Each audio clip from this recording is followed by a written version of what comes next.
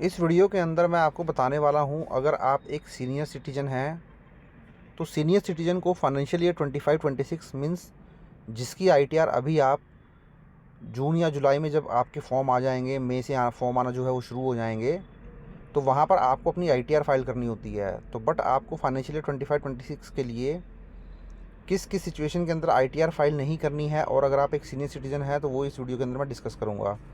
तो सबसे पहले तो आप ये जान लीजिए सीनियर सिटीज़न की डेफिनेशन क्या है इनकम टैक्स के अंदर। अगर आप एक इंडिविजुअल हैं और आपकी एज 60 ईयर से कम है तो उस केस में फिर आप एक जनरल सिटीजन या नॉर्मल इंडिविजुअल कहलाते हैं। अगर आपकी एज 60 ईयर से लेकर 79 ईयर तक है तो उस केस में फिर आप सीनियर सिटीजन कहलाते हैं। और वहीं अगर आपकी एज 80 ईयर प्लस है तो उस केस में फिर आप सुपर सीनियर सिटीजन जो है वो कहलाते हैं। ये 3 लिमिट हैं जो इनकम टैक्स के अंदर बताई गई हैं सीनियर सिटीजन की। इसके अलावा एक सीनियर सिटीजन और होता है जिसको हम बोलते हैं स्पेसिफाइड पर्सन, जो कि सेक्शन 194 P के अंदर कवर होता है, जहाँ पर आपकी एज अगर 75 ईयर या 75 ईयर प्लस है तो वहाँ पर इनकम टैक्स रिटर्न फाइल ना करने की कुछ डिफरेंट कंडीशंस होती हैं, वो भी मैं आपके साथ डिस्कस करूँगा।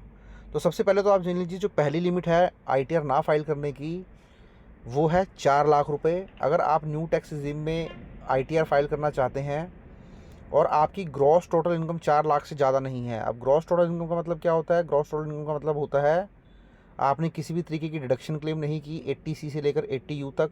न्यू टैक्स रिजीम में तो वैसे भी मिलती नहीं है। किसी भी तरीके की एग्जम्पशन आपने क्लेम नहीं की, तो उस केस में अगर आपकी इनकम 4 लाख क्रॉस नहीं करती है तो आपको आईटीआर फाइल करने की ज़रूरत नहीं है। वहीं ओल्ड टैक्स रिजीम में एक मैं लिमिट आपको बता देता हूँ सुपर सीनियर सिटीजन के लिए जिनकी एज 80 ईयर प्लस है, उनके लिए जो लिमिट होती है वो 5 लाख रुपए की होती है। मीन्स अगर आपकी इनकम 5 लाख तक भी है और आपकी एज 80 ईयर से ज़्यादा है, उस केस में फिर आपको इनकम टैक्स रिटर्न फाइल करने की ज़रूरत नहीं होती है। वहीं अगर आप एक सीनियर सिटीजन है जिसकी एज 60 से 80 के बीच में है तो 4 लाख रुपए की लिमिट जो है वो याद रखिए, आपकी ग्रॉस इनकम 4 लाख से ज़्यादा नहीं होनी चाहिए। रिटर्न फाइल करने की आपको मैंडेटरी रिक्वायरमेंट नहीं है। बट स्टिल अगर आपको रिटर्न फाइल करनी पड़ सकती है कुछ सिचुएशन के अंदर, जैसे सपोज़ आपका कोई टीडीएस की डिडक्शन हो गई, अब आप उसका रिफ़ंड लेना चाहते हैं, तो रिफ़ंड आपको तभी मिलेगा जब आप अपनी इनकम टैक्स की रिटर्न को फाइल करेंगे। तो रिफ़ंड लेने के लिए आईटीआर फाइल करनी ज़रूरी है। अगर आपकी फ़ॉरेन के अंदर कोई एसेट है या इनकम है उसका डिक्लेरेशन करना ज़रूरी होता है, तो इसीलिए यहाँ पर भी आपको इनकम टैक्स की रिटर्न फाइल करना ज़रूरी हो जाएगा, इवन आपकी इनकम 4 लाख 5 लाख से कम हो। कुछ आपने हाई वैल्यू ट्रांजैक्शन किए हैं। अब ये हाई वैल्यू ट्रांजैक्शन क्या होते हैं? तो देखिए हाई वैल्यू ट्रांजैक्शन में बहुत सारी चीज़ें आ जाती हैं, जैसे आपने एक साल में कैश डिपॉजिट किया 10 लाख रुपये से ज़्यादा। इसी तरीके से आपका अगर करंट अकाउंट है तो उसमें 50 लाख रुपए से ज़्यादा का कैश डिपॉजिट कर दिया, कोई एफडी 10 लाख रुपए से ज़्यादा ही करवा ली, कोई प्रॉपर्टी 30 लाख से ज़्यादा की परचेज़ कर ली, शेयर मार्केट के अंदर पूरे साल में आपने 10 लाख से ज़्यादा का ट्रांजैक्शन कर लिया। तो इस तरीके से बहुत सारी चीज़ें होती हैं जिसमें आपकी हाई वैल्यू ट्रांजैक्शन में काउंट हो जाती हैं। तो वो लिस्ट क्या है उसके ऊपर ऑलरेडी मैंने डिटेल्ड वीडियो बनाया है, वीडियो का लिंक आपको नीचे डिस्क्रिप्शन में मिल जाएगा, आप जाएँ और देख लें। इसी तरीके से आपने कोई बिज़नेस लॉस वगैरह है उसको कैरी फॉरवर्ड करना चाहते हैं, तो कैरी फॉरवर्ड का बेनिफिट आपको तभी मिलता है तब आप उसको जो है आईटीआर फाइल करते हैं। तो कुछ सिचुएशन के अंदर आपको आईटीआर फाइल करनी ज़रूरी हो जाती हैं, इवन आपकी इनकम 4-5 लाख रुपए से कम भी हो।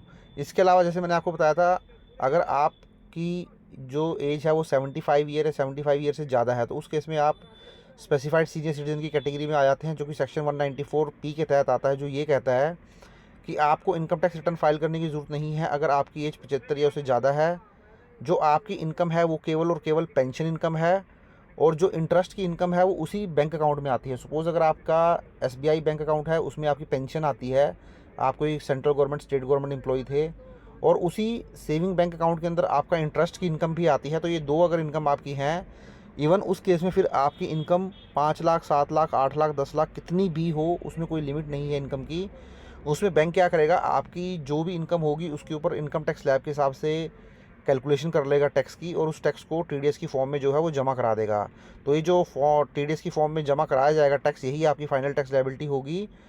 Form 12 BBA is submitted to the bank. इसके लिए आपको फॉर्म 12 BBA बैंक को सबमिट करना होगा, जिसमें आप डिक्लेयर करेंगे कि क्या क्या इनकम आपकी है, जिसमें मेनली आपकी पेंशन इनकम और इंटरेस्ट इनकम ही होगी। तो इस तरीके से आपका बैंक टीडीएस काट कर जो है वो जमा करवा देगा, और आपको कोई भी इनकम टैक्स रिटर्न फाइल करने की ज़रूरत नहीं होगी, जो कि equivalent to income tax return filing के ही माना जाएगा, क्योंकि आपको अलग से कोई भी रिटर्न फाइल करने की ज़रूरत नहीं पड़ेगी। तो ये कुछ चीज़ें थी जहाँ पर सीनियर सिटीजन जो होते हैं उनको इनकम टैक्स रिटर्न फाइल करने की ज़रूरत नहीं है 25-26 के लिए। और बाकी जैसे मैंने आपको बताया था हाई वैल्यू ट्रांजेक्शन, आप एक बार आप देख लीजिए, उस वीडियो का लिंक मैंने नीचे डिस्क्रिप्शन में दे दिया है। Thank you very much.